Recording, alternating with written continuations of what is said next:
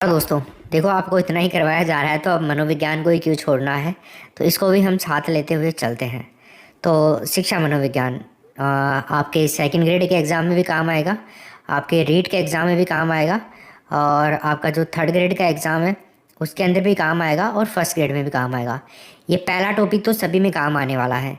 तो इस टॉपिक को हम अच्छे से कवर करेंगे ताकि आगे के जो प्रश्न हैं, आगे के जो टॉपिक हैं वो इसी टॉपिक से कनेक्टेड रहेंगे। तो हम उन टॉपिक को तभी समझ पाएंगे जब आज वाले टॉपिक को समझ पाएंगे।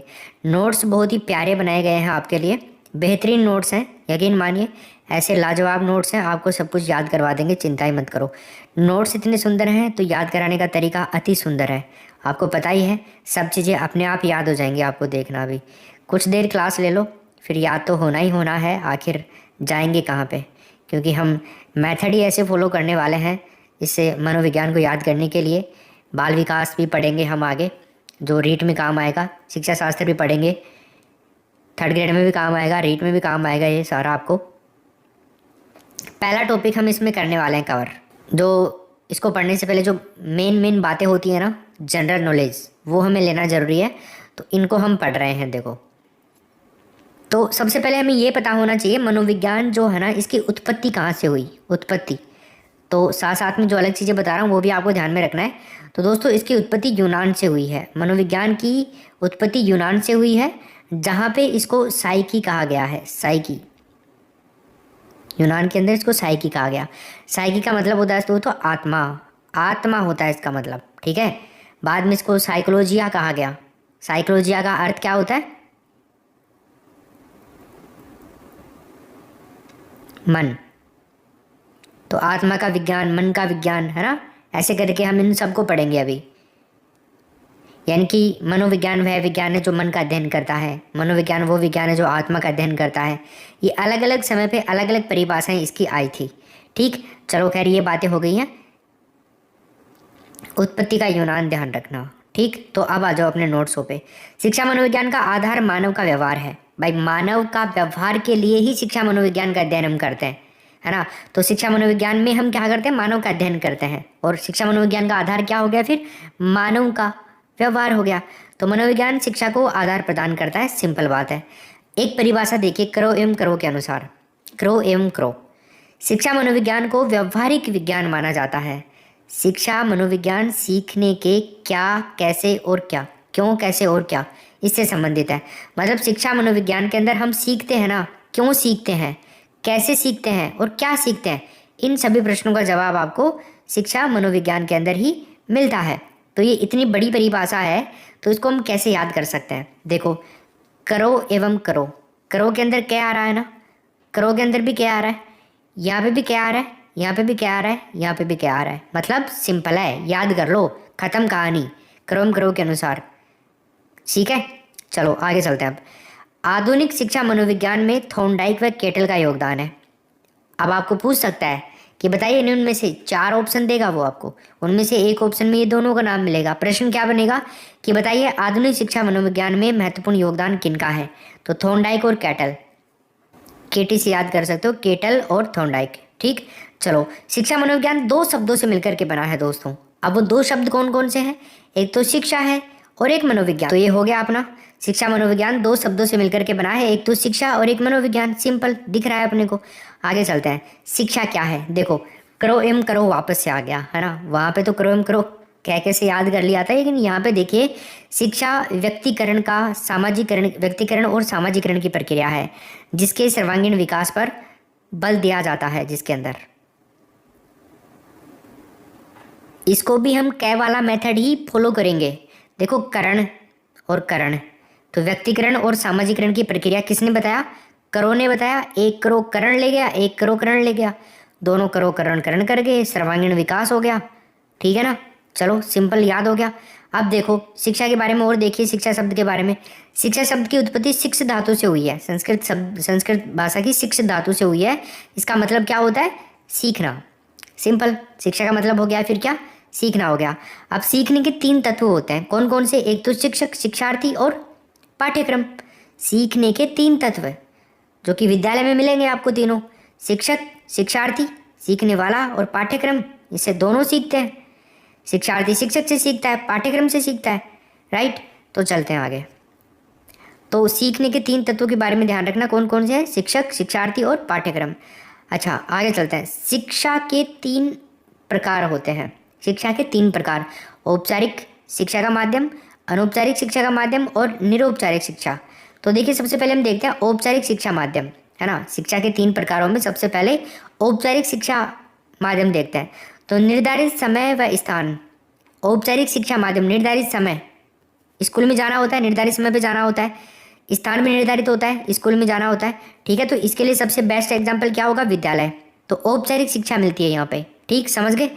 अनौपचारिक शिक्षा जैसे परिवार हो गया, यहाँ पे कोई टाइम फिक्स नहीं है, कोई स्थान फिक्स नहीं है, तो ये परिवार हो गया। तो समय और स्थान निर्धारित नहीं होता है यहाँ पे, वो अनौपचारिक शिक्षा वहाँ पे मिलती है, ठीक है ना। अनौपचारिक शिक्षा ज़्यादा ग्रहण करता है बालक अच्छे से। निरौपचारिक शिक्षा की बात करें तो जैसे पत्राचार, टीवी, समाचार पत्र, है ना, स्थान इत्यादि, इन सबसे प्राप्त की जाने वाली जो शिक्षा होती है वो होती है निरौपचारिक शिक्षा। तो तीनों शिक्षा से मतलब आप समझ गए होंगे तीनों चीज़ों से। अब दोस्तों अब आगे चलते हैं। शिक्षा की परिभाषाएं, कुछ इंपॉर्टेंट परिभाषाएं हैं। क्रम ग्रह का तो अब आप भूलोगे नहीं, दोनों परिभाषाएं मुझे पता है, वो याद कर लो, कोई दिक्कत नहीं, एग्जाम में आ सकता है। तो सबसे पहले शिक्षा को लेकर के स्वामी विवेकानंद का नाम आना जरूरी है फर्स्ट टाइम में, है ना। तो उसी की, स्वामी विवेकानंद जी की ही मैंने ऐड करी है यहाँ पे पहली परिभाषा। तो परिभाषा सुनो पहले, याद कैसे करेंगे वो बाद में देखेंगे। तो स्वामी विवेकानंद, मनुष्य में अंतर्निहित पूर्णता की अभिव्यक्ति ही शिक्षा है। मनुष्य के अंदर जो अंतर्निहित पूर्णता है ना, उसकी अभिव्यक्ति, जो अंदर मनुष्य के अंदर जो चीज़ें हैं, जो बोलने की कोशिश करता है नहीं बोल पाता है, लेकिन अगर हम बोल देते हैं, उसकी अभिव्यक्त कर देते हैं ना, तो वही क्या है? शिक्षा है। जो हमारे अंदर दबा हुआ है उसको बाहर लाना ही शिक्षा है, अकॉर्डिंग टू स्वामी विवेकानंद, ध्यान रखना। तो अंतर्निहित पूर्णता, स्वामी विवेकानंद भाई साहब बहुत ही तगड़े आदमी थे। एक बार किसी चीज़ को देख लेते थे ना, तो फोटोग्राफी मेमोरी थी यार इनकी, एक बार देख लेते थे ना, फोटो खींच जाती थी इनके दिमाग में, बस जब भी जरूरत हो ऐसे कैसे छाप देते थे ये। तो ठीक है ना, ये इनकी परिभाषा। ब्राउन, ब्राउन क्या कहते हैं शिक्षा के बारे में? शिक्षा वो प्रक्रिया है जिसके द्वारा बालक के व्यवहार में परिवर्तन लाया जा सकता है, बस सिंपल है।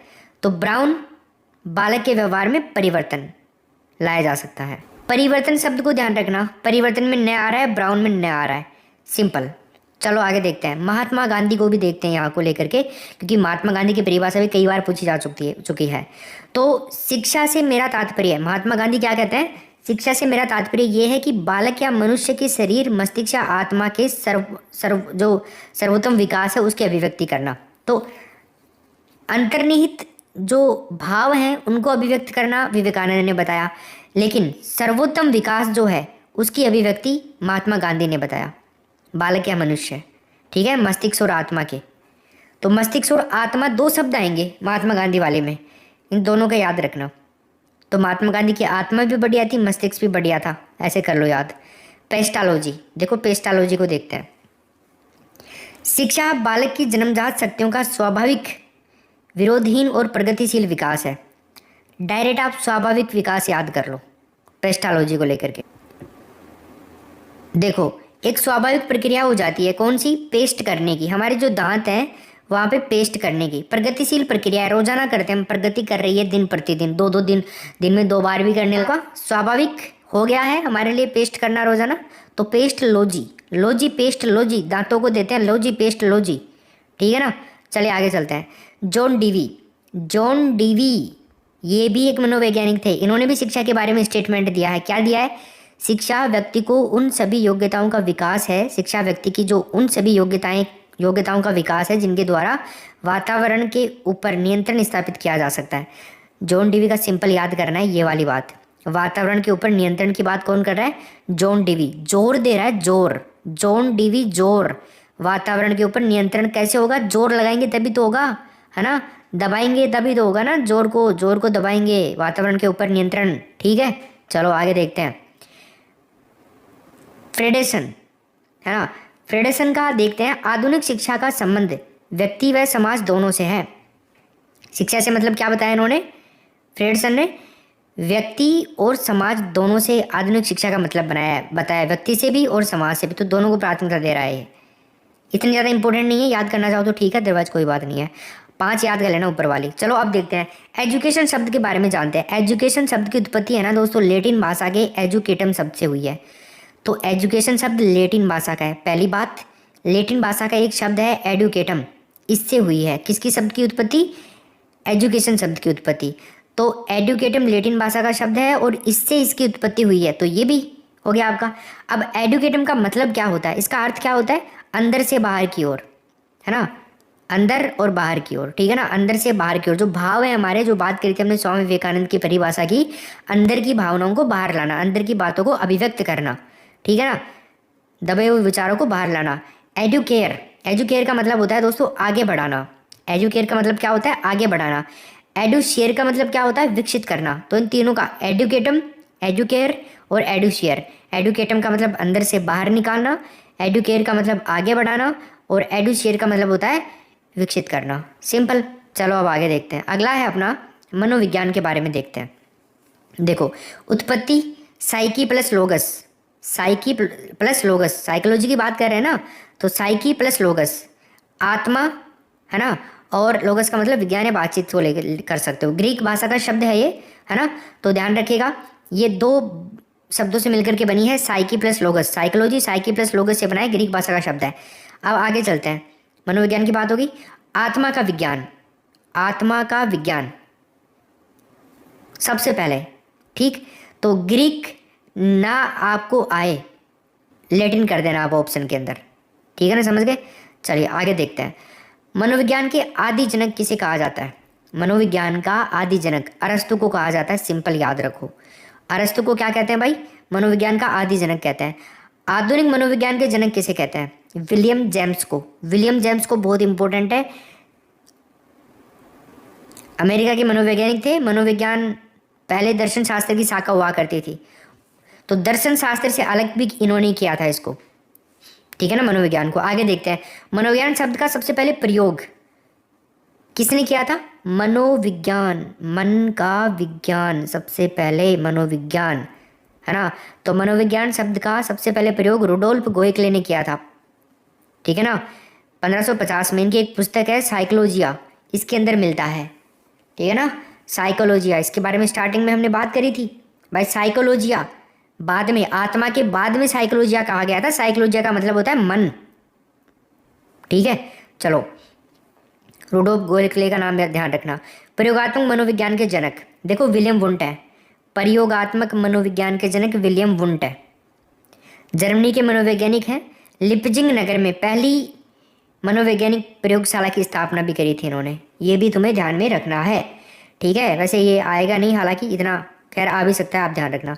भारत मनोवैज्ञानिक एसोसिएशन की स्थापना कब हुई? जो भारतीय मनोवैज्ञानिक एसोसिएशन है, इसकी स्थापना हुई थी 1924 के अंदर, एक ये याद रखना है। इसके अलावा भारत में पहला मनोवैज्ञानिक विभाग कब खोला गया? 1915 में, है ना।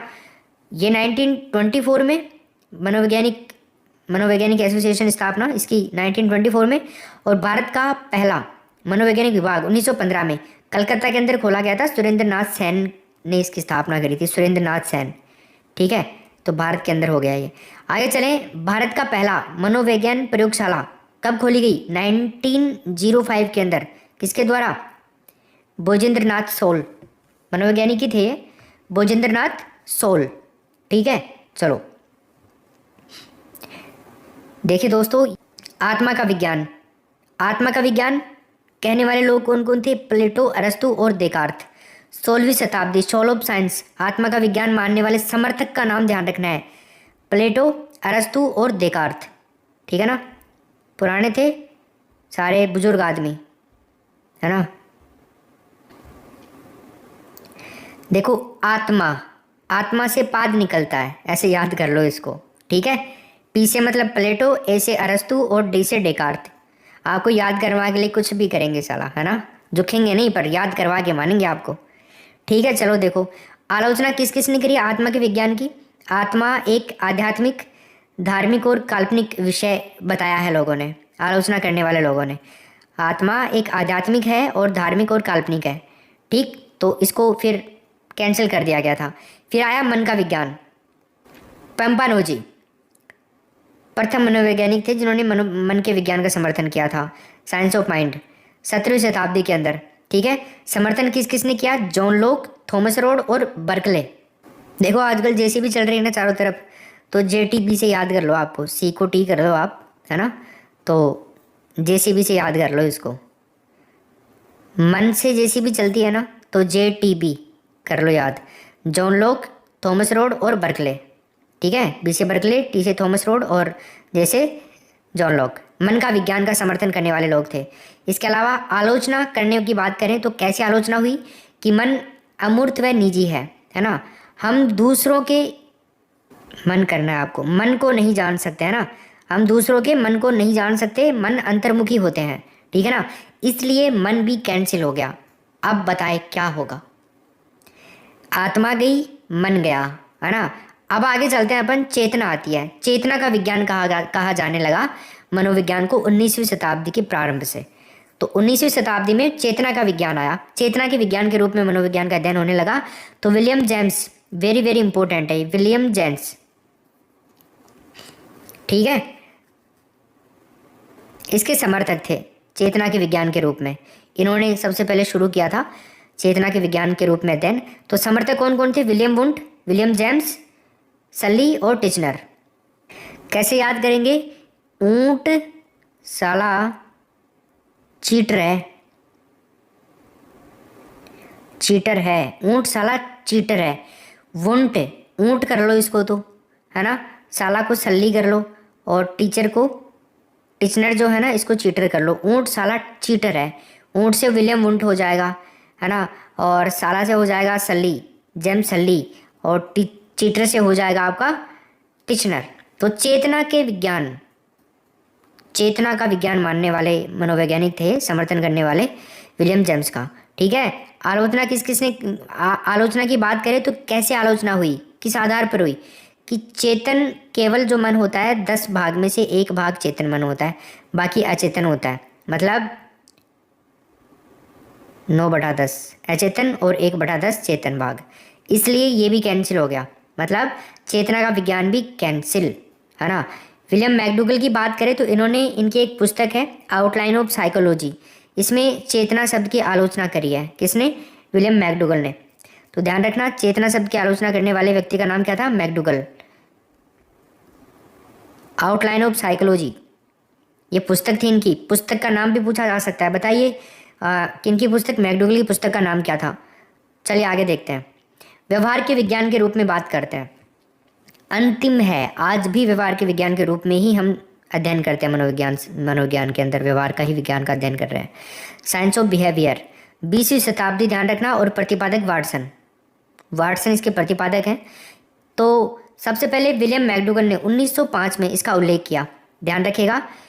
सबसे पहले विलियम मैकडूगल ने इसका उल्लेख किया 1905 में। बाद में पिल्सबली ने 1911 में, इनकी एक पुस्तक थी मनोविज्ञान के मूल तत्व, इसके अंदर व्यवहार का विज्ञान कहा, ठीक है। तो यहाँ पे क्या क्या याद रखोगे? प्रतिपादक वाटसन हो गए, व्यवहार के सबसे, व्यवहारवादियों में सबसे अच्छे मनोवैज्ञानिक थे, अग्रणी, आगे की सोचने वाले, इम्पोर्टेंट, काफ़ी फेमस। तुम मुझे एक बच्चा दो, मैं तुम जो चाहोगे वो बना सकता हूँ उसको, डॉक्टर, वकील, कुछ भी, है ना। चोर, कसाई, कहीं भी बना दो लो, है क्या वजह। खैर कोई नहीं, बना सकते हैं, सब कुछ पॉसिबल है। तो सबसे पहले विलियम मैकडूगल ने 1905 में इसका उल्लेख किया व्यवहार के विज्ञान का। उसके बाद में 1911 में किसने किया? पिल्सबली ने किया।